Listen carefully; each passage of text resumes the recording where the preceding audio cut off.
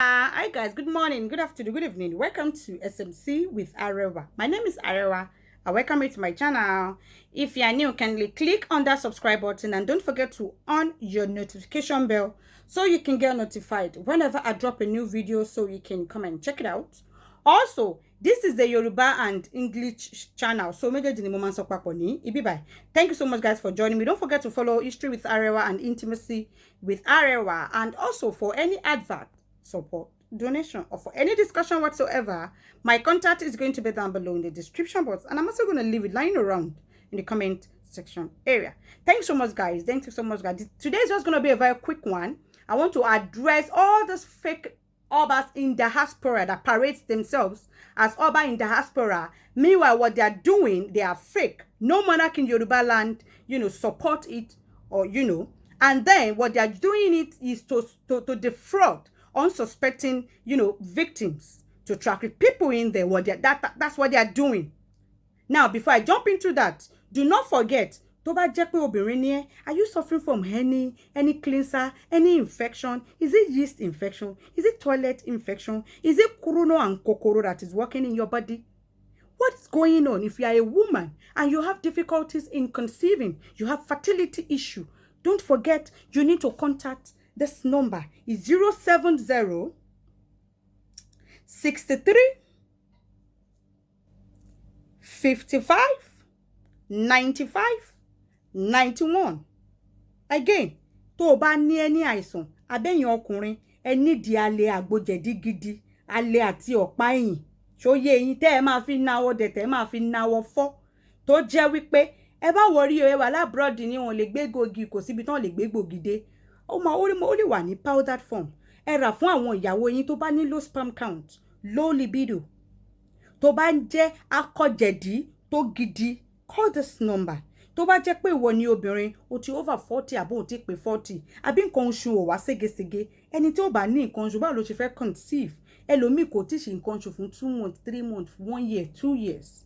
Ẹ pe nọ́mbà yìí sẹ́. Àbó ní àwọn infection tó ń bá ẹ̀jẹ̀ láàgọ́ ara ẹ̀ tó jẹ́ wípé àwọn infection tó jẹ́ pé o ti lògùn.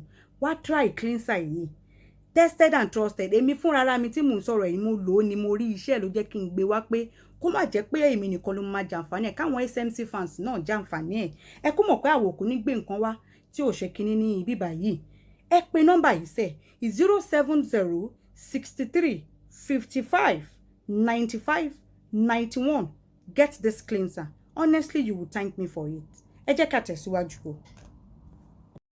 Meet fake Oba Wasiu Abimbola Balogun that parades himself up and down. Mr. Wasiu Abimbola Balogun, fake Oba, as Oba of Dallas, Texas. He is from Ijebu Ode, which their king over there is called Awujale. He has been parading himself up and down, calling himself an Oba. Now, this man, the Yoruba Council of Traditional Institution, they have declaimed the Yoruba Tradition Heritage, Ìgbìmọ̀ Àgbà Yorùbá Lágbàáyé. They wrote a disclaimer alert. Let me read it to you guys before I continue. They said, the attention of all well-meaning Yoruba leaders, the Ìgbìmọ̀ Àgbà Yorùbá Àgbáyé, in United States, Europe, Canada, and several other countries around the world, has been drawn to the actions of some disgruntled individuals and elements whose action to install themselves and or to be crowned as an Obas in diaspora is tantamount to the discrimination of our culture, tradition, and value.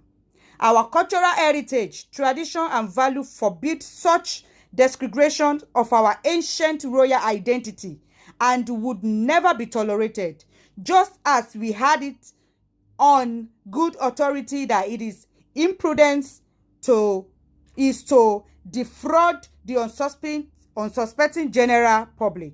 We have repeatedly warned that the practice which is against our traditional and cultural norms, has no place in Yoruba traditional institutions.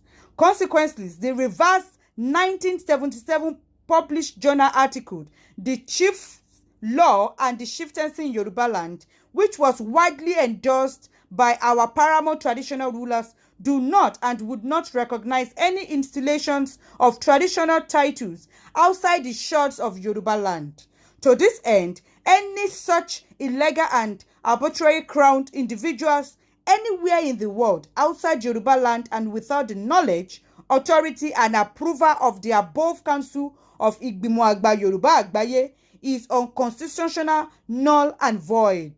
We therefore imply all Yorubas and Nigerians in diaspora to disregard and desist forthwith from transacting and dealing with them in whatever capacity, as they don't represent any known monarch back home in Yoruba land but themselves. Whoever goes against this important advice does so at his or her own risk, as no monarch in Yoruba land would be answerable to any claims of fraudulent actions by these discredited individuals.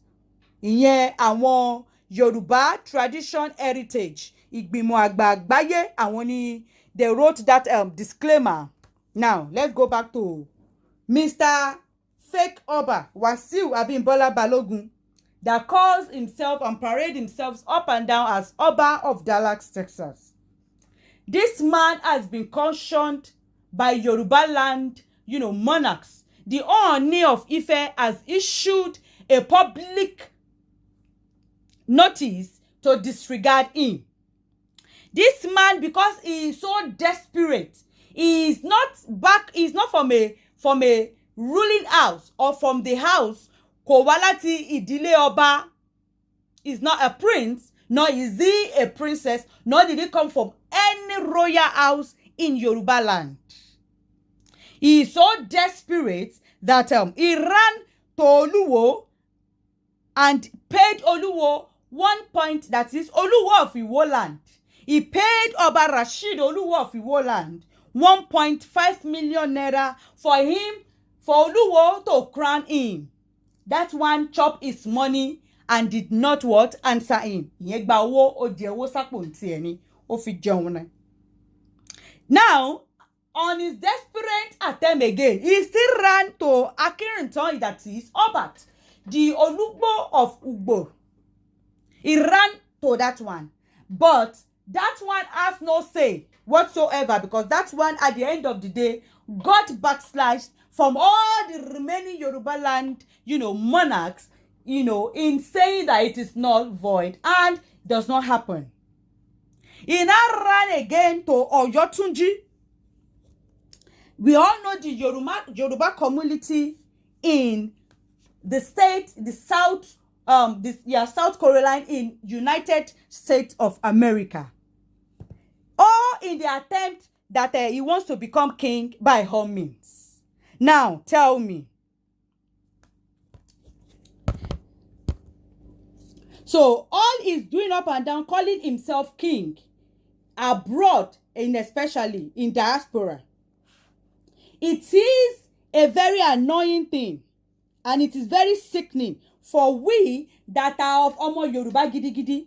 Before you can call yourself a king, you need to have Afobaje. I don't need to any town.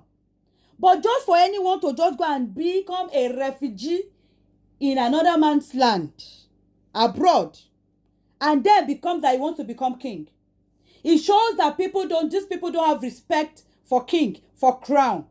Crown is not just something that you could just carry and put on your head. Before Kotole, they only Otutu, there are rites and rituals. Tí wàá lọ sí ìpèsè. Wow. Ẹ káàárọ̀, ẹ káàsán, ẹ káalẹ́ níbikíbi tẹ́ ti ń gbọ́ mi. Orúkọ tèmi ò tí ì yí padà o. Èmi náà ni ọmọ yín, ọ̀rẹ́ yín, àbúrò yín. Tima House of Gold and Tima Styles. Àwa náà ni o. A wà lórí Instagram at Tima Styles. A wà lórí TikTok at Tima01. Ẹ patronize wa. ṣé gold lẹ fẹ́ ni, ṣàbáyà lẹ fẹ́ ni, báwo lẹ fẹ́ sí, ó pọ̀ ńlẹ̀, ó pọ̀ yẹ́yẹ́yẹ́. Ẹ follow wa, ẹ like page wa, ẹ refer customers wa, àwa ń lé, a máa take care yín bẹ́ ṣe fẹ́.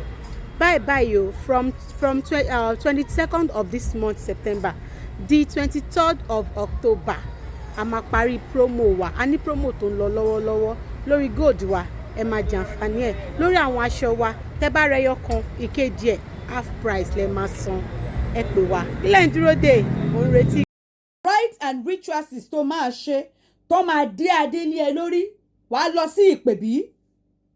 But to our amusement, it has become Ajá and Heron that are just putting crown on their head. It is not a crown irukere. Let me speak Yoruba now. Adé ò kì í ṣe nǹkan tó jẹ́ wípé ẹ kàn máa lọ sọ́jà. It's not a costume that every dick and harrow should just walk into a store and buy it. With the way these people are doing the tradition, they want to turn it to a ridiculing item. They want to turn, kingship, royal kingship to a ridicule item. It is a big mistake if any of these fake obas that are parading themselves in diaspora, they are trying to imitate Oyotunji. Well, now the mistake they are making is that Oyotunji founded a community. Kó tó jọba nílẹ̀ Yorùbá, ó máa ní ìtàn. You need to have a history. Ó máa ní ìtàn. Ó máa tẹ̀lúdó. Ara adé náà ti máa ya adé fún ẹ ní ilẹ̀ Yorùbá bí wọ́n ṣe ń jẹ ọba nìyẹn. Ọ̀yátúnjí, gbogbo ọba ní ilẹ̀ Yorùbá dẹ̀ ni wọ́n fọwọ́ sí Ọ̀yọ́túnjí nítorí pé Ọ̀yọ́túnjí tẹ ìlú dó ni. Ẹ bá mi béèrè lọ́wọ́ fake ọba Mr. Wasiu Abimbola Balogun wípé ìyẹn ọba tó ń pèrè ní ọba Texas. Ẹ béèrè ní ọwọ́ ẹ̀ wípé ṣé àwọn baba ńlá ẹ̀ ni wọ́n tẹ Dallas Texas tó lóun jọba lé lórí. Ẹ béèrè lọ́wọ́ ẹ̀ ṣé òun ló tẹ ìlú yẹn dó débi wípé òun fẹ́ jọba. Orí àwọn wo ló ń jọba lé lórí? Does he have a community of his own? Is he the one that founded or created Texas? So he has the right to become king. King of who? Is Dallas Texas founded by his forefathers? Back here in Nigeria, he did not come from a royal house. Balogun ni wọ́n jẹ ní ìdílé wọn. He does not come from a ruling house. He is so desperate for a kingship. Why didn't he run to Awujale, the king of where he comes from, to come and do waiting, to come and crown him in Dallas, Texas? Maybe Awujale will now tell us the history of Dallas, Texas. Bóyá ìran baba ńlá wọn ni wọ́n tẹ Dallas, Texas. Tí Mr. Wasiu Abimbola sọ pé òun jẹ ọba lé lórí. Ìyàtọ̀ wà nínú t'Ọ̀yọ́túnjí. Ìyàtọ̀ tó wà ńbẹ̀ ni wípé Ọ̀yọ́túnjí ní ìlú. Even though Oduduwa is a small place in America. Even though it is a small. Gbogbo ọba tó wà ní ilẹ̀. And it is recognized. Oduduwa is a small place in America. It is the same vein to some kings in Yoruba land that are king. Gbogbo wọn ní ìlú within the state, within the local government, within the state, and within the country called Nigeria. And it is recognized by each state law. Àwọn tí wọ́n ń pera wọn lọ́ba yìí, ṣé wọ́n ní afọbajẹ? Ìlú wo ni wọ́n jọba sí? Recognition wo ni wọ́n ní yàtọ̀ sí eléyìí tí wọ́n ń pariwo kiri orí Facebook pé ọba làwọn? Kò kí ń ṣe ojú tèmi lẹ́tí máa bá àṣà àti ìṣe Yorùbá jẹ́. Gaiman, Mr. Wasiu Abimbola Gaiman, Omuti of Dallas, Texas. He is a Uber driver. He is a taxi driver, a Uber driver that parades himself in Dallas, Texas, living in a one-bedroom apartment, and is calling himself an Oba. Ask him where his palace is. Where is your palace, Mr. Wasiu Abimbola Balogun? Where is your palace? What is your history? It is another thing that let's say there's a Yoruba community in Dallas. Bí gbogbo ẹ̀yin Yorùbá tẹ́ wà níbẹ̀ yẹn. ọba kọ́ lẹ máa ẹ lè ní olórí bíi chairman tẹ́ bá kóra yín jọ ẹ máa yan bí a chairman lẹ máa yàn kò kí ń ṣe wípé bóyá ọba Mr. Ọ̀yọ́túnjí ìyẹn this Mr. Abimbola went to his Facebook, you know, he ran to Oyotunji to hide under Oyotunji. That is what all of them are doing, because when the whole Yoruba monarchs are against it, they all ran to Oyotunji. Oyotunji, ó wá sá lọ sí ọ̀dọ̀ Oyotunji, akátá ló wá ṣe kíni, ṣé ọwọ́ akátá ló dé wọn ládé. Mr. Abimbola ran to Oyotunji, ìyẹn akátá.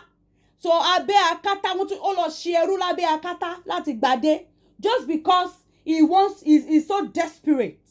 He is so desperate to ridicule the royal tradition system of Yoruba land. Ọmọ Yorùbá gidi kò ní ṣe gbogbo eléyìí. Ẹ wá ọ̀dà adé. Ẹ bèèrè lọ́wọ́ ibo la afọbajẹ wọn wà. Ìlú wo ni wọ́n jẹ afọbajẹ? Afọbajẹ wo ló dé wọn ládé? Àwọn Yorùbá wo ló wà ní Texas tí wọ́n yàn pé òun la fẹ́ kó jọba? Àwọn wo ni wọ́n yàn? Who nominated him? Who chose him to represent Yorubas in Dallas, Texas? Who chose him?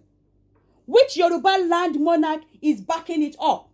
Nílẹ̀ Yorùbá tó bá fẹ́ jẹ ọba, o máa ní ìlú tó tẹ̀dó. O máa ní ìtàn. Ara adé ló ti máa ya adé fún ẹ. For instance, ọba Olúbàdàn, wọn jẹ́ Olú níbàdàn tẹ́lẹ̀ náà. Èmi baálẹ̀ ló ń jẹ. Ta ló dé Olúbàdàn ládé? Nínú adé Aláàfin ni wọ́n ya láti dádé. Tó bá ti lè trace adé tó bá gbé sórí. Dé ìyáde trace ẹ̀dẹ́ Ilé-Ifẹ̀, ó kì í ṣe ọba. Even ní Nàìjíríà, tó bá gbadé tó bá ṣe pé ó máa lọ gbàwé, ìjọba máa fi ọwọ́ sí. Ask these people, which local government or which state in Nigeria, you know, signed it off to satisfy them that they are a real king? They are not. They are fake, roaming about, defrauding unsuspecting people. Ọ̀tọ̀ ni pé o fẹ́ máa gbé àṣà àti ìṣe Yorùbá ga, o fẹ́ káṣà àti ìbè kó parẹ́, kò sí nǹkan kò sí láìfín nú ẹ̀. But wípé kó wá sọ pé ṣé àtijọba nìyàn fi ń gbé àṣà àti ìṣe jani. Rárá. He is a fake man, a guy man that drives Uber. He ordered king, he ordered up, you know, crown to say he's a king. So àwa náà wọ́n fẹ́ ṣe àṣàdé ẹ̀yẹ òkè ẹ̀yìn tẹ̀wá náà ẹ̀ mọ́wọ́ wá màmá ṣe visa wọlé. Tí ọlọ́pàá bá bẹ̀rẹ̀ sí immigration tó máa ń ṣe frauding to, you know, to be doing women trafficking. That is what they are doing. All of them are becoming king in order to be trafficking women into the States of America. United Nations, you need to get this man. United Nations. Fake Oba Mr. Wasiu Abimbola Balogun is not the only one. No, Mama Muyileyo Konkoni o. The one that is calling himself Oba of Dallas, Texas. No Yoruba, single Yoruba endorsed him. No monarch in Yoruba land endorsed it. He is a fake. What he's doing is to defraud people, to pack people into America, to traffic people into America through this Asha, the fake Asha day that they are saying that they are doing. That is what they are using, that Asha. The organized Asha that they are doing over there, that is what these people are using it for. That is why they are calling themselves Oba. So that they can pack people, traffic people into the country. United Nations, you must get these people. This is the number one, Oba of Texas. Mr. Fake Oba Wasiu Abimbola Balogun. Kí ló dé tí ò lọ bá? Why tó ṣe jẹ́ pé Ọ̀yọ́túnjí ló lọ bá? Kí ló dé tó lọ bá Awùjalẹ̀ kó fi ẹ́ jẹ ọba? Ṣe bọ́mọ Ìjẹ̀bú Òde nìyẹn. Àwọn wo, the people of Dallas, Texas ní ẹ̀yà béèrè lọ́wọ́ Mr. Gaiman, aka Ọ̀mùtí of Dallas, Texas, tó pera ẹ̀ ní ọba fake Ọba Wasiu Abimbola Balogun. Àwọn Yorùbá wo ló jọba lé lórí? Ta ló yàn ẹ́? Afọbajẹ wo ta ló represent? Ta ló yàn ẹ́ pé kó represent the interest of Yoruba in Dallas, Texas? Who did that? What is the history of Dallas, Texas? If you're going to call me to start defending him, you need to let him answer all these questions that I'm asking. Which community, which of his forefathers founded Dallas, Texas? Let him tell us. Which of his forefathers founded it? Oba Oyotunji, I'm coming to you because all of them are running under you. Number one, we did as far as Yoruba is concerned, Oyotunji is not even recognized. Mr. Abimbola wrote on his Facebook page to tell us the history of Oyotunji. That's very interesting. So Oyotunji has history. Now let him tell us your own, tell us that ancestor's history. The title of Oba of Oyotunji is Oloyotunji of Oyotunji. Even the word Oyotunji is a Yoruba word. Oloyotunji of Oyotunji. Let him tell us what is his own in Dallas, Texas. Is he only Dallas, Texas of Dallas, Texas? Let him tell us. Oyotunji ní story, only history tó jẹ́ Yoruba. Ṣé Dallas, Texas? The word Dallas is that a Yoruba word? What is the title of it? Which of his forefathers founded it? Which community did he found that is becoming king? Where is his palace located? Is it the one-bedroom apartment that is living, that is his palace? Is that what they call palace? Ìjẹ́bọ́n ṣe ń jọba, ìpè bí wo ló lọ, orò àti àwọn ètùtù wo ni wọ́n ṣe fún un? Ṣáàbọ̀ rẹ̀ àgbáyé fọwọ́ sí, ibo ló ti ṣètùtù ẹ̀, ibo ló ti ṣe ìpè bí? Àwọn wo ni wọ́n yọ tá ló nominate ẹ̀ for him to be parading me so that he is the one, representing the interests of Yorubas in Dallas, Texas. They are all fake. United Nations get involved in this. They are doing all this to traffic people into that country. They are fake. Tí gbogbo wa bá sọ̀rọ̀ ìjáde ní ìsinyìí, very soon tó àwọn ọlọ́pàá bá bẹ̀rẹ̀ sí ní máa ṣàwọn over there, ó máa di ìdọ̀tí sí orí aládé níbi bàtà àwọn jẹ̀ní wọn bàbá lọ wọ́n bẹ̀rẹ̀ sí ní máa yẹ̀yẹ́ wọn nítorí pé ó ti di every talk di manari. A crown, ìrùkẹ̀rẹ̀ ọwọ́, ọ̀pá ìtìsẹ̀ ọba, adé ọba, èjìgbàrà ìlẹ̀kẹ̀. They are not costumes for just ordinary people to use up and down. Nǹkan tá a fi ń dá ọba mọ̀ nìyẹn. It is not a costume that èèyàn kan tó máa tẹ́ máa fún wa ní pé ó ń gbé àṣà àti ìṣe Yorùbá ga ni. Kò kí ń ṣe costumes tó máa wọ̀ kiri nìyẹn nítorí pé ó fẹ́ gbé àṣà àti ìṣe Yorùbá. Bẹ́ẹ̀ kọ́ la ṣe ń ṣe nílẹ̀ Yorùbá. Bẹ́ẹ̀ kọ́, if we don't put a stop to all these fraudulent people now, it is just going to be a ridicule when everybody is just ordering crown and start wearing crown up and down. It will, ó máa wá dọ̀pọ̀. Kò ní sí iyì tó wà ní ibẹ̀ mọ́. I'm coming back for you. Guy man, he is a guy man driving, is an Uber driver ní Dallas. Uber driver níṣẹ́ tó ń ṣe. He is desperate. He paid Oluwo money for Oluwo to say he crowned him. That one chop his money did not. Akinrintan has no say over it. The Ooni of Ife has disclaimed it.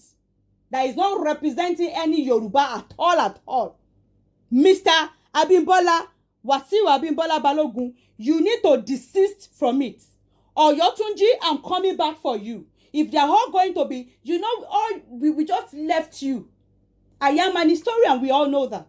We just left you based on say oni ìtàn tó o lè sọ bí wọ́n ṣe tẹ Ọ̀yọ́túnjí dó.